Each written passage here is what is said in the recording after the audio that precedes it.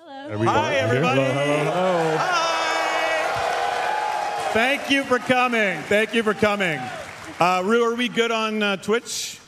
Did we see our little Doyen thing already? Oh yeah, that's. Oh yeah, where's our little Got intro like a kid? cool little hut with like a pink cape thing. All right. Okay. Well, welcome to TennoCon. Oh wait.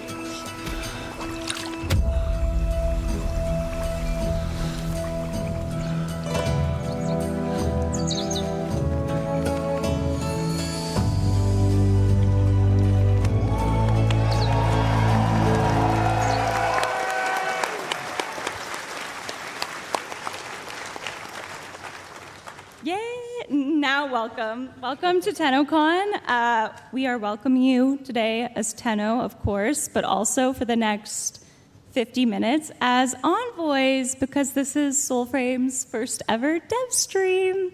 Yeah. Thank you for being a part of it. Yes. Wow, thanks guys. We are going to share what we have been up to thus far in these early days, some of what is to come.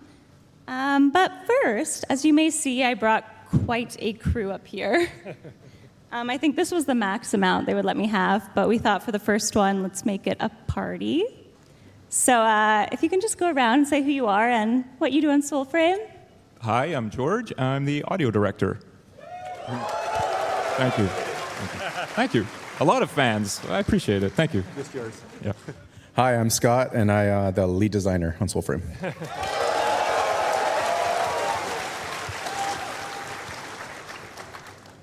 Hi, I'm Penny, and I am a designer on Soulframe.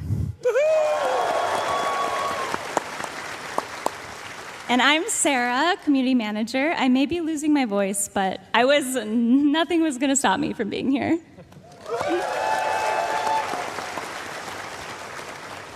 Who are you? Hi everyone, I'm Jeff. I'm the creative director on Soulframe.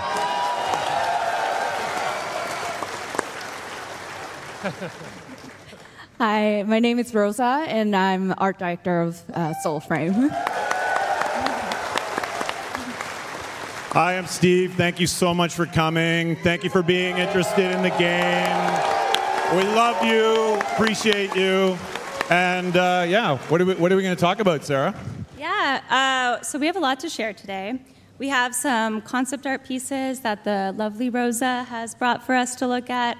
We're going to seek to answer some of our most asked questions, share some development updates, and maybe we're going to have some sneak peeks of what's to come. Actually, not maybe, we are. We are going to have a live gameplay demo in just a little bit. Joe doesn't have a microphone, but That is Yeah. here, Joe. Give it up for back Joe, here designers. at the end of the show. Yeah, Joe. And it works on the design, and if he gets hit by the enemies, then it's his fault. It's his own fault. Yeah. But before we get to all that, what even is Soulframe? What is Soulframe, Jeff? What is Soulframe? It's an immersive, interactive Yeah. locale experience. Oh, That's the boring answer is it's a fantasy multiplayer game, action RPG. But I think you guys are familiar enough with us to know it's hard to put what we do in a box like that. You couldn't really say that about Warframe if you just asked what kind of game it was. And I remember a few years ago, Steve popped his head into my office. My office is right next to Steve's. And I know when he gets up out of his seat that it's something a bit bigger. You know, usually if he slacks me something, I ignore it. But when he gets up, I can't.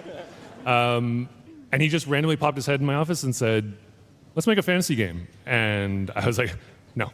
And then he went back to his office. And but I think he knew what he was doing because he left the bait out for me. And I'm like, wait a second. And I got up and we chatted. And just to give you guys some insight, because I think you deserve it, you know, for why we decided to do this. You know, we started talking about it and said, okay, if we're going to do this, how can we do it in a way that we love it just as much as Warframe? So we started talking about themes that we want to embrace. You guys were a big part of those themes that we discussed. You know, if we're going to make a game like this that involves a community, we really want it to be impactful to the progression of the game. So we started talking, how can we do that? We started falling into these conversations about ancestry. and maybe how players can play with each other and have deep connections to each other. Can we put family trees in the game, and maybe how players can, as they progress, can see how they're connected. Maybe that adds perks to their gameplay. And, okay, if this is a fantasy game, there's a lot of tropes in the genre.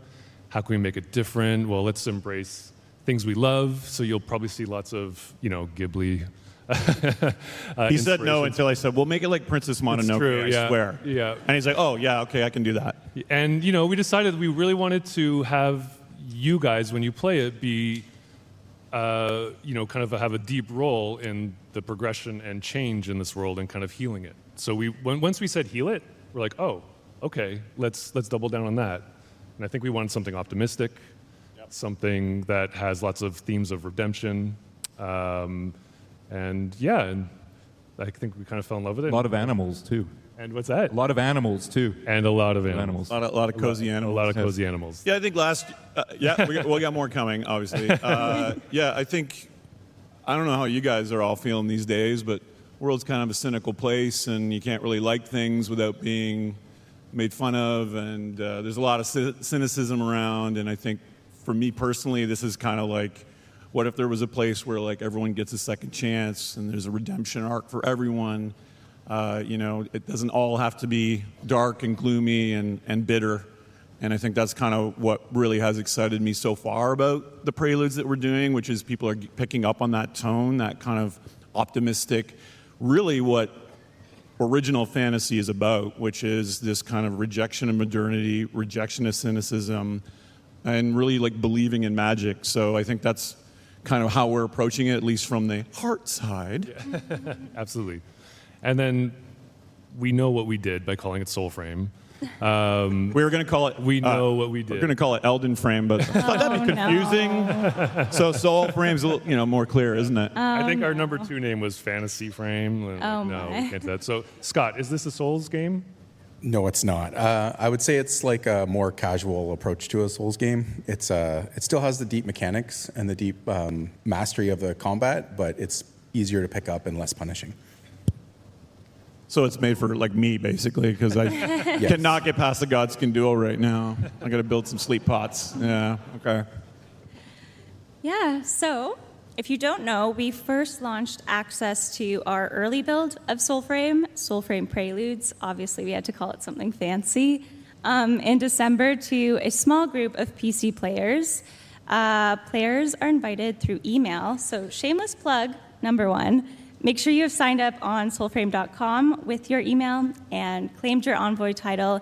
If you're watching in chat, ! Soulframe. That will link you to our site where you can do that.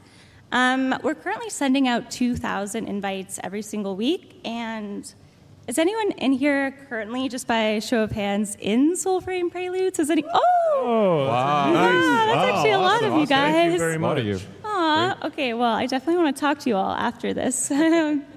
See what you think. Wasn't it great when we added a map in the game? That was a about big quality exploring? of life change this Yeah. year. Yeah, we love a map. Maybe a sprint toggle would be nice. Yeah. Preludes 5 was released to Preludes players at the end of June.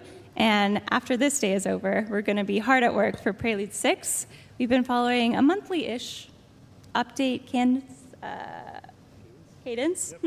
Yep. And lots of hot fixes in between. Today we're going to show you some of this and some new stuff that's coming soon. So since December, Preludes has sort of become its own thing and its own community. And there's a lot of people who are so involved. And I actually have some really cute fan art I'm really quickly going to show. Adorable. Oh, my God. This one is by elliecody.k on Twitter. That is a well-fed sparrow. That is a healthy Very sparrow. well. That's Very a chunky healthy sparrow. Very. Well cared for. You may see a young Lady Diora and baby Garen. Oh, I've got one down here. I don't think you guys can see it. So good luck, Garen. And we have another one here by Staller D. Nice. So Awesome. pretty. And oh no, who put this one in there? You did. Quick, someone flip the slide. But actually, this is a small shout out to the official Soulframe Discord server. If you !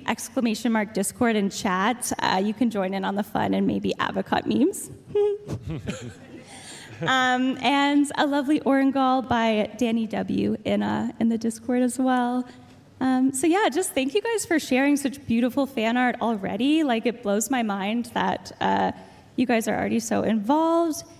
And speaking of pretty art, we actually have some from the team, and we have our lovely Rosa here. I actually brought up your painting. That's your original art here. I don't know if you want to talk about that one at all. Yeah, so this art piece was made for our promotion for last 2023 TennoCon. You surprised us by doing this. Yeah, we wanted to push like the retro 80s film crafted the poster look to the game. So so I tried to paint it with like watercolor and like mixed media with on a watercolor paper, and it took me a few days. It's stunning. We finally got it framed. It used to be all like taped up in Jeff's office, so now it has the home it deserves. Yep. Yeah. So the TennoCon last year we introduced Garen Rude Fable. So I incorporated the two versions of the Garen and a few ancestors and our star avocado into the painting. So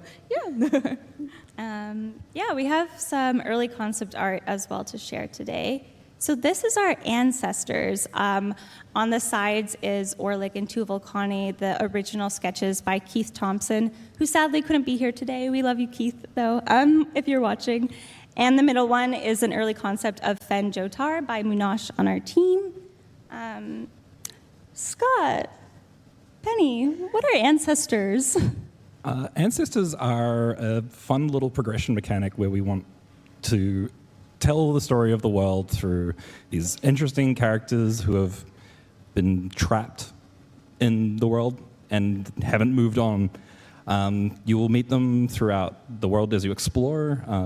As we've said, this is Orlick, Fenjotar, and Tolbocane. They're all representations of our sort of meta systems like crafting or modding and stuff like that. So we'll see a little bit more of them later on. But I'm sure if you've played Preludes, you'll have hopefully, fingers crossed, met at least Tolbocane and Orlick. If you haven't, I'm sorry. You'll hear us talk about ancestors a lot, but this is just a way for us to kind of hopefully add a bit more thematic progression to the game to reinforce the world. Yeah, and the idea is anytime we add like a cool new meta system to the game, we're going to show one at the end of the show, Verminia, that it would come with an ancestor that's distantly related to you, and they have some kind of problem, why they haven't kind of moved on to this sort of rings of the moon, which represents heaven in the game. And hopefully you help them with that. And that's kind of a key element to stuff like crafting and upgrading your gear and learning the histories of the world. So it's kind of builds out your village in the Nightfold that we'll also show. So each has a unique personality too, right? Through all the voices and all the got their own music. I mean, obviously everything. DE is known for amazing musical scores, George, and Soulframe's going to be no exception. Definitely, yeah. We've spent a lot of time crafting the music so that each region feels like it's its own thing, using a lot of folk instruments and natural and organic sounds as well. All the soundscapes. I said to the team early on that we shouldn't use any synthesizers at all in the game. So it's all natural sounds that have been manipulated. A lot of lighters for magic and matches and classes and stuff like that. And it's a lot of good stuff. Awesome. We have. What are these? Oh, these are Scott, cool. what are these? What are we looking at? These are the packs of the game. So these are basically the physical representation of the classes of the game.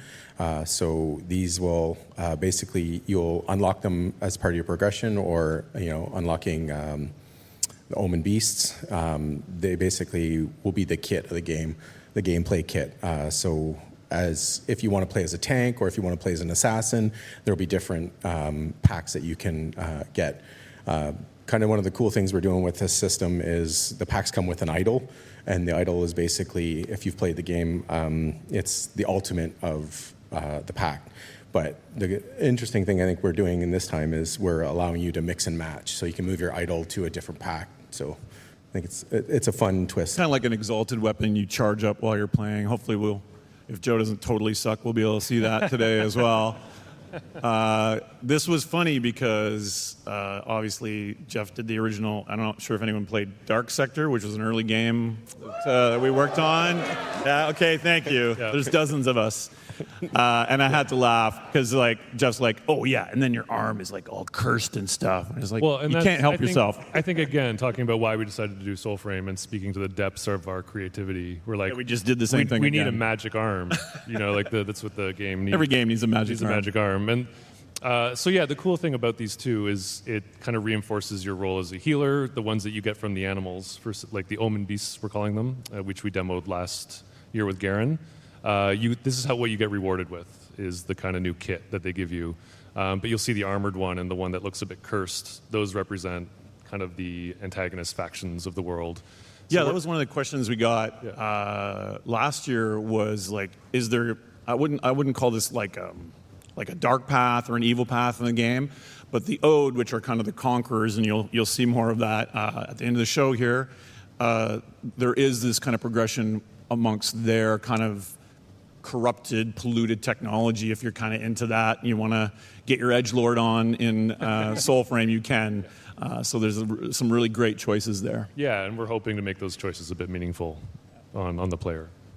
Yeah, this is like a really expressive system as well. Like Scott touched on it a little bit with the swapping the idols and the packs that you get with each other. It really will hopefully let players find their role that they really want to play, but still experiment with new things in a very open, sort of similar way to like Warframes. You'll get a lot of time to just find the one that you like the most, but then tempted by something else, but not have to give up everything you've worked for to try something new. Yeah, Rosa, this is an early piece by you, which may not be entirely new to the audience, but it's my favorite piece you've ever done. And I think it represents our theme so well. Can you tell us what this is of? Yeah, so this is also one of my favorite art that I've been working on.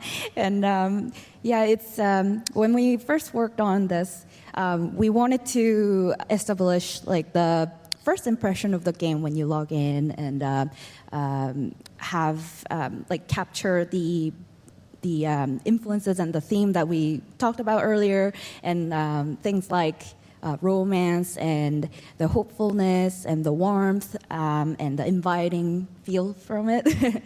So yeah, so my favorite part of this painting was that the fawn is just totally enjoying the sunlight, and the rabbit and the animals surrounded is like, just like passed out and dreaming. I want to say too, for us in sound, it's so inspiring to see these artworks, right? It's just, it creates all these sounds in your mind. And we went out and did a lot of field recording, actually. London is known as the forest city, so you'll hear a lot of the forest city in Soulframe, a lot of natural environments and streams and forests and all of that kind of stuff, which, yeah, it's great for us. So, Where did you record the beaver snoring?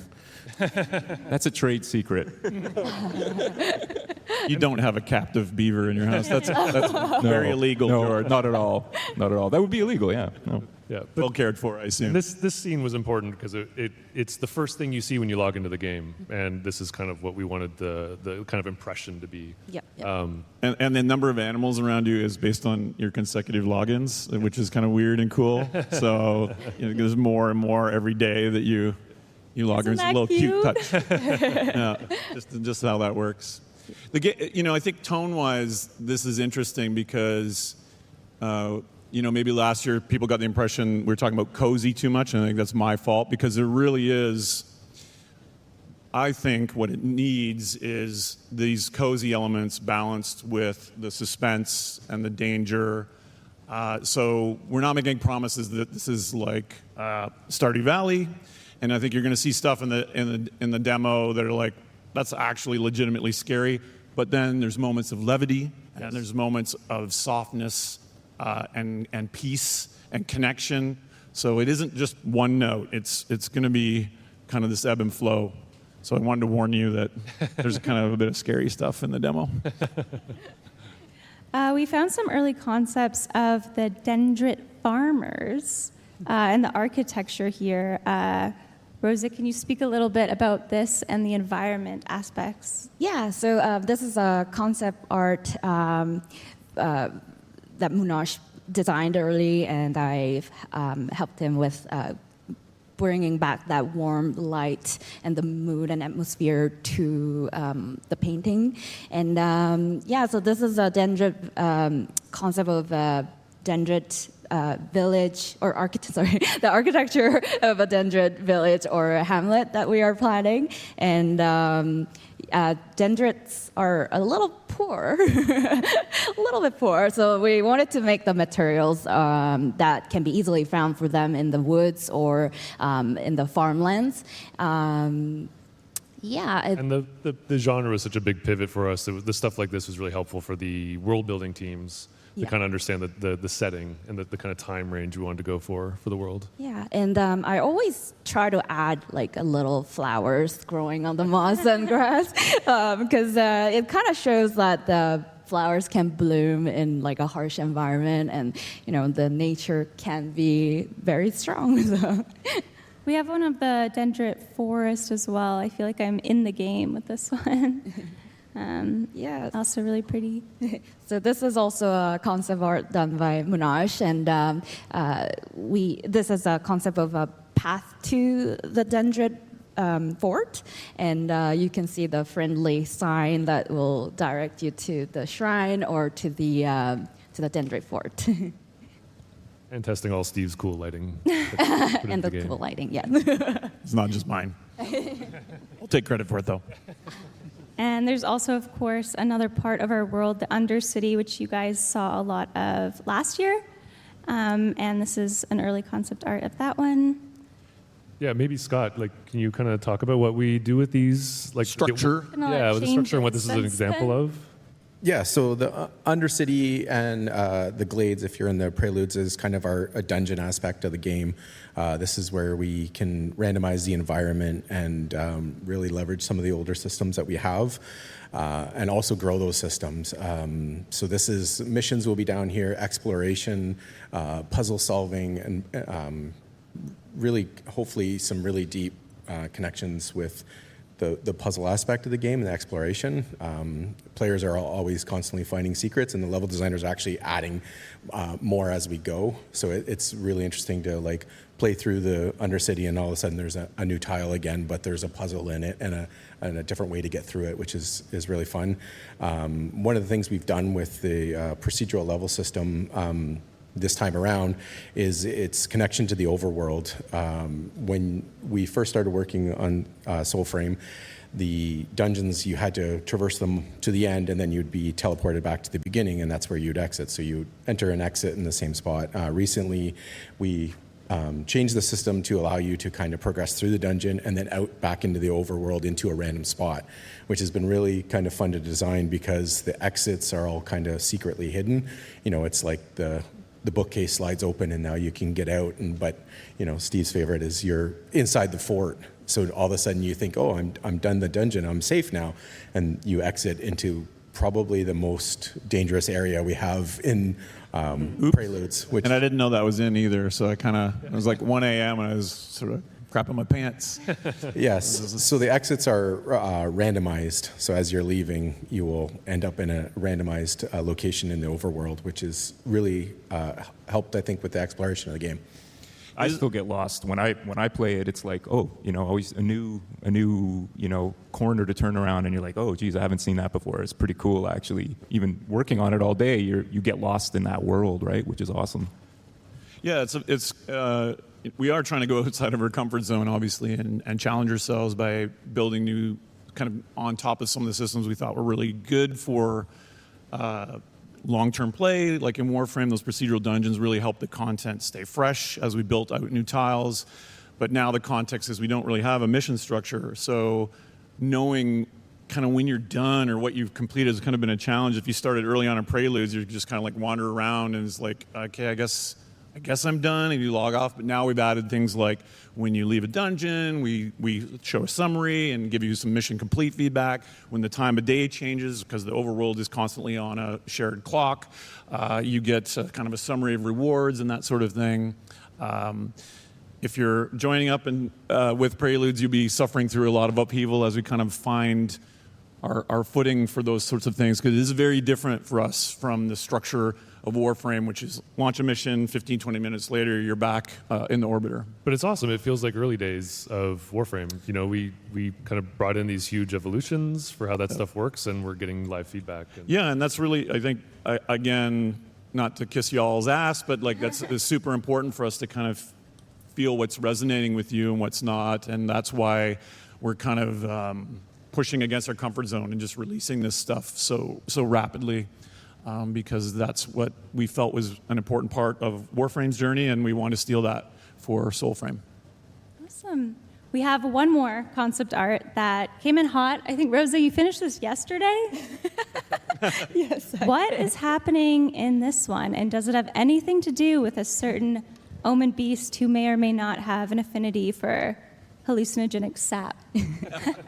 Yeah. So just like our Garen Rude fable, we will have Bromius version, obviously. So yeah, this is a concept of Bromius attempting to eat the seed of the sacred sapling tree that he loves, and he's a bit addicted, I can say.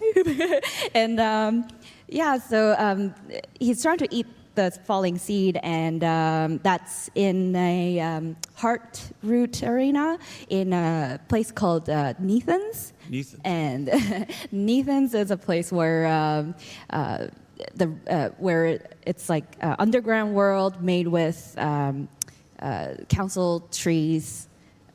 Roots and all tangled and intertwined, and we get to walk around going through all the roots, and we get to this place and see the Bromius here. Yeah, and like all the stories that we kind of like to tell, it'll have very specific themes that we reinforce in the fable.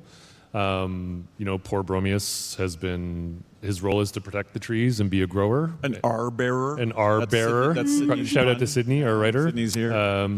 And, you know, the corruption has influenced him, and he's become addicted to the thing he's meant to protect, and he's causing harm, so we have to intervene.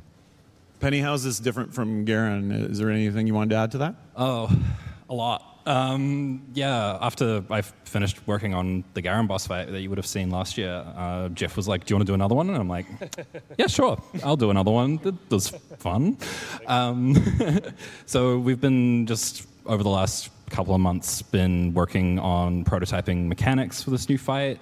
We wanted to do something different to what we had in Garen, where it was two characters that have a relationship between each other, and it sort of resolves between them as the fight progresses, where this one differs is it's just going to be Bromius.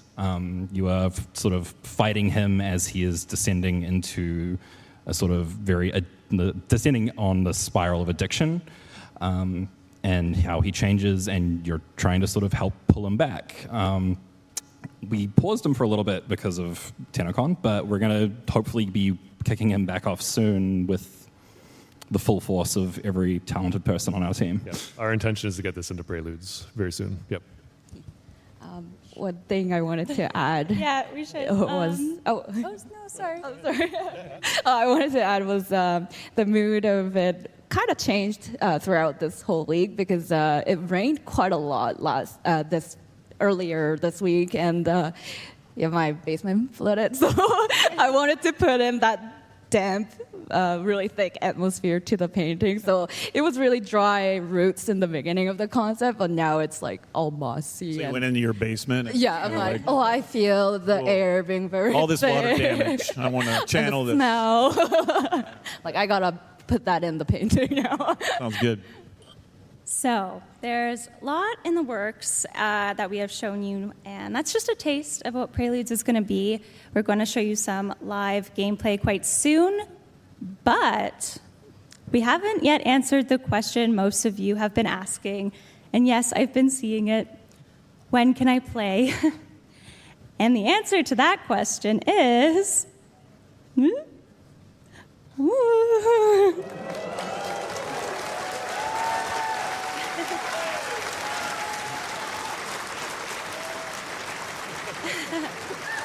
So, yes, we are gradually opening up this Soulframe Preludes build of our game to the public in the fall. That is our hope and dream.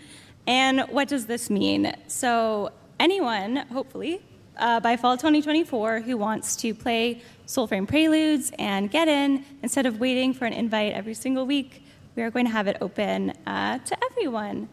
And at this point, we'll be leaving our earliest testing phase, I would say. We have done account resets before, and sometime in the fall, we'll pick a date where no more account resets, and everyone who wants to will be able to sign up and play Soulframe Preludes. Yeah. It's exciting. It's exciting.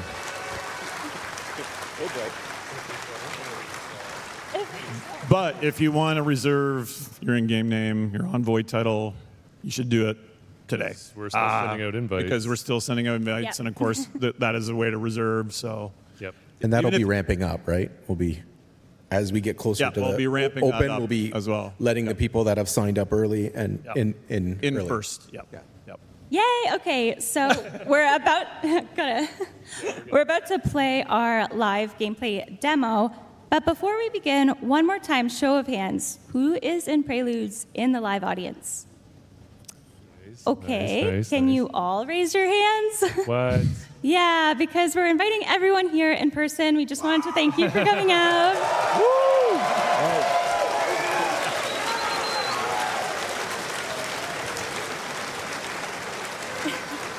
Yay! So when you see us around, you don't have to ask us when you can play. We are going to send We're an in. invitation in the following weeks, and you are going to get an email with more details after the show.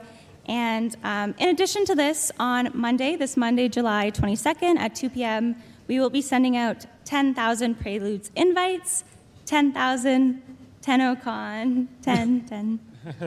I get it, very good. Yeah. Yeah, and I think I did get some questions about other platforms last night when I was mingling outside the tent. It is going to be PC first. Like Warframe, we can do fast iteration, and we don't have the cert stuff. But obviously, pardon me? We'll have to think about that. But initially, we're going to be doing the iteration on PC. If you are on console, obviously that's in our plans, and we are looking forward to that. And we have been talking to our partners on that side. But this fall is going to be PC, just to warn you about our current platforms. Yep. But yeah, Soulframe Preludes, and I think it's just been really cool and exciting and unique to build this game alongside you guys. So if you want to play Soulframe Preludes, you all can soon. Hopefully. Okay. It's time for the Are lovely we Joe speeding over this up? there to play our gameplay. Yes, we're going to throw it to Joe, and just so this is a bit of a sneak Yeah, peek of... we're going to set this up. Yeah, we're going to set this up. It's a little, there might be a few bugs, a couple Might glitches. be a few bugs coming in hot. Little animation pops. You'll be, But it has foot IK now. So watch, well, don't watch too hard, Yeah, the don't feet. stare at the feet too But much, a little bit, but- look at the feet, but not too much. yeah. Analyze every detail of this demo we are showing you. So you're going to see kind of what's coming into Preludes very soon, in addition to some bigger things that we're hoping to get in for the end of the year to kind of speak to the players' intro quest. And can I say this? Like, I hate to say this because you cringe when I talk about this, but like, I cringe a lot when you talk. But this is.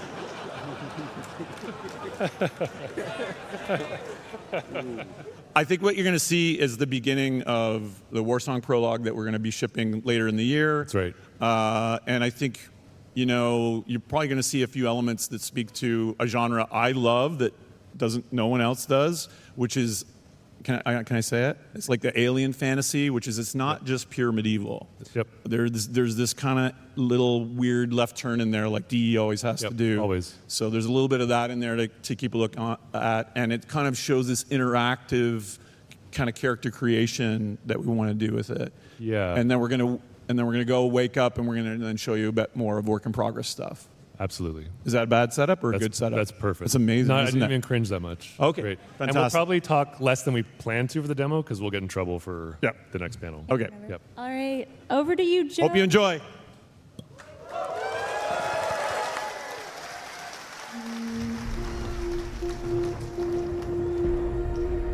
Remember little Minnow.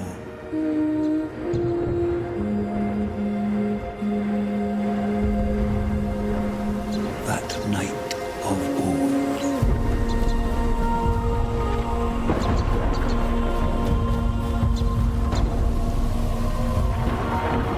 Not by nog, but heart.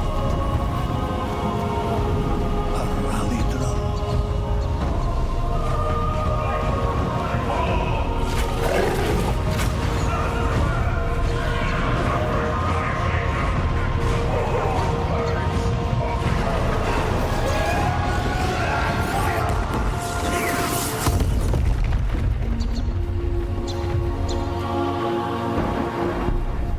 Not by sense,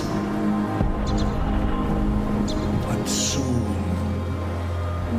Your baby's home.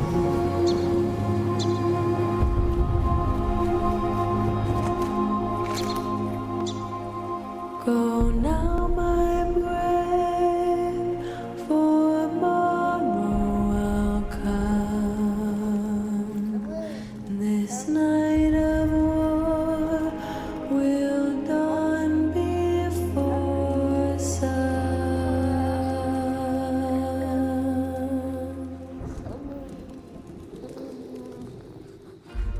Well, I remember her face.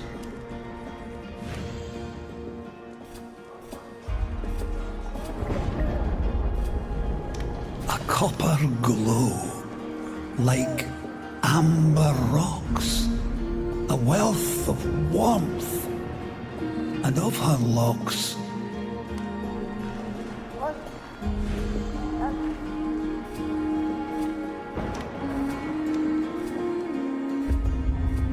A downy cloud blown across the skies.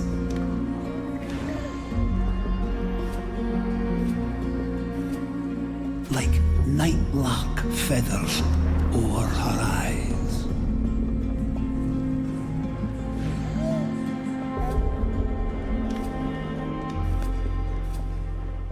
Of honey mead, of spotted dough. Last love she saw was you. I know.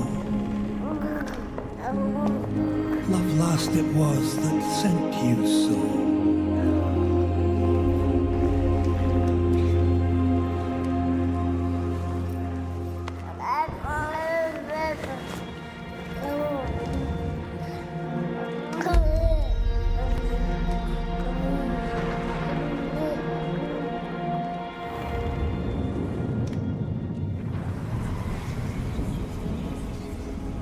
So that was a sneak peek at Warsong Prologue. As I mentioned, it's the intro quest, and what you saw there is how you create the first customization template of your character. There will be more for that to come, so you can customize further. We're jumping a bit now to a bit of a showcase on how you can get the next ancestor.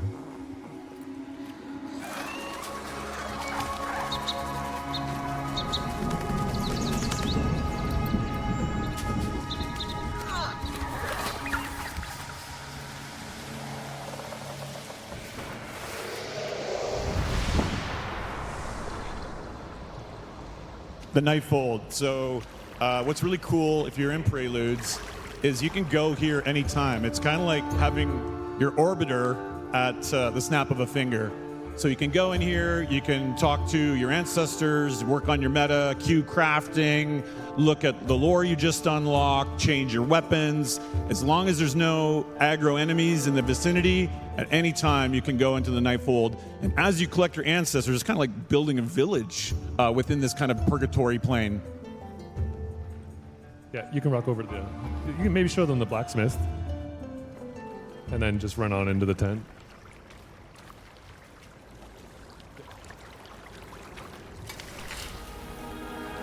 You can hear all the different musical cues here that we've been working on as well. Each ancestor has their own, which is pretty cool, I think. A lot of traditional instrumentation used and suits their personalities. Same with the voices, custom voices and all of that.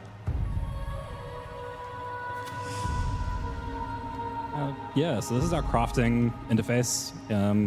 Basically, sort of throughout the world, you'll find little fragments of weapons that have been broken into pieces, and you'll bring them back to Tovelkai over here to reassemble them.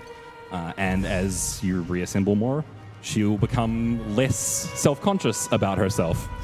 Got imposter syndrome. Yeah, real imposter syndrome hitting hard. I relate.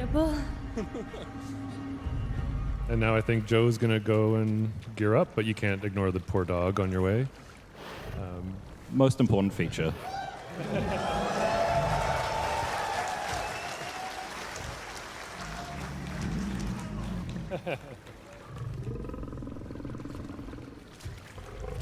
And then, yeah, Joe will give us a sneak peek at our arsenal that we'll have probably a better name for, and he'll just swap out some gear and maybe a little cosmetic change.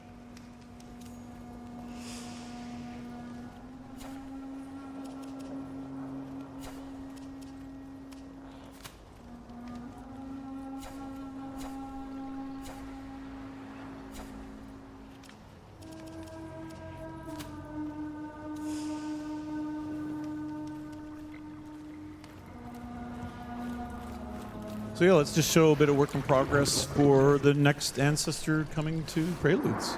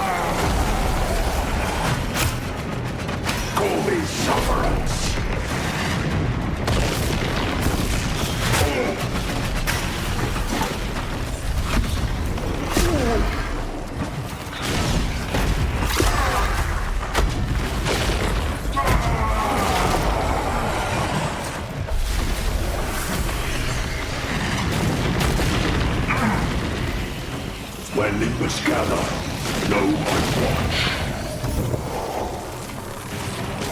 The Everstorm.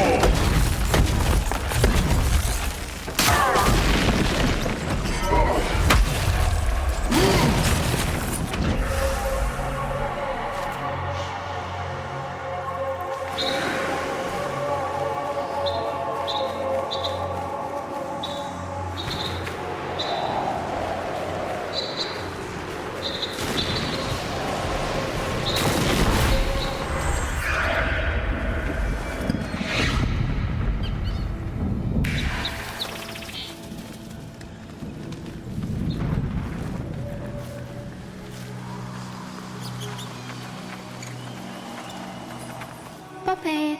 Here, here.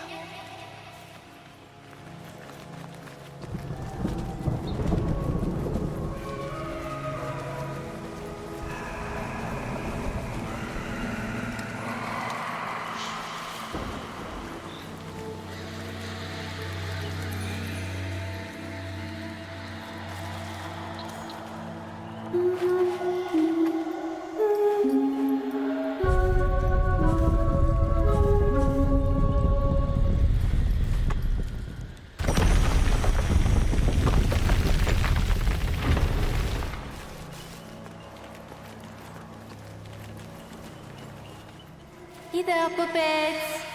Oh, this is very damp. I will catch a chill.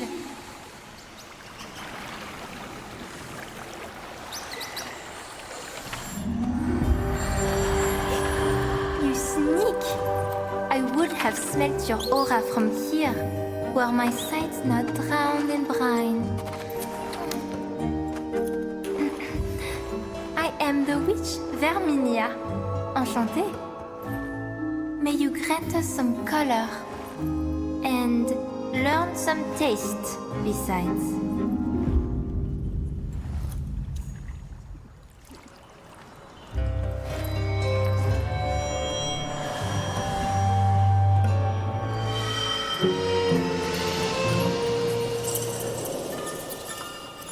Oh, envoy, before you go, un amuse-bouche.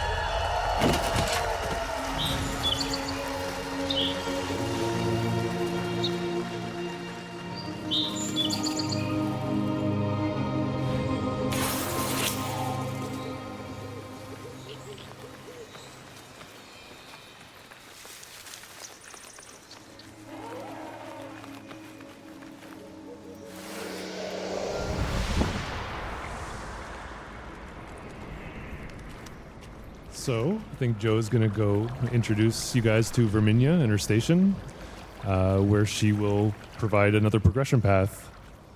Oh, yeah. So Verminia is our sort of master of colors and elixirs.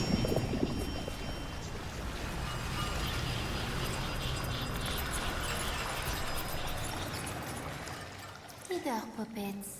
There would be nest enough for all. Hardly better. How am I meant to brew my hues in this washed-out puddle? I know not. Less. The envoy brings us a nibble? So this isn't final implementation, but we just wanted to give you guys an impression of the kind of customization you'll be able to do for her. We could just eat you up. The puppets approve.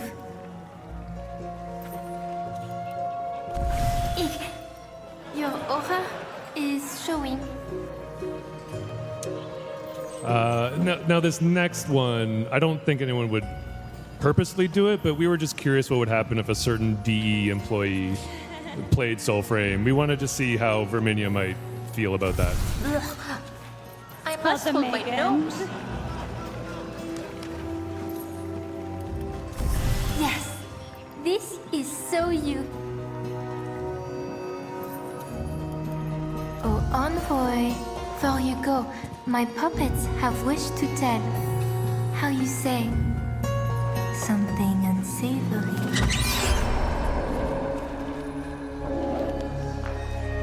They squeak of red moaning in the coral glen of saccharine odor that waft from his den. His bell tolls. Its echoes taste faintly of black, of torn parts, of claw marks, of drip, drip, drip, zap.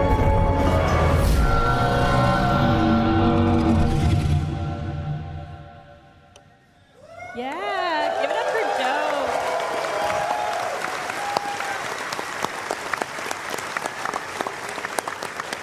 Good job, Joe.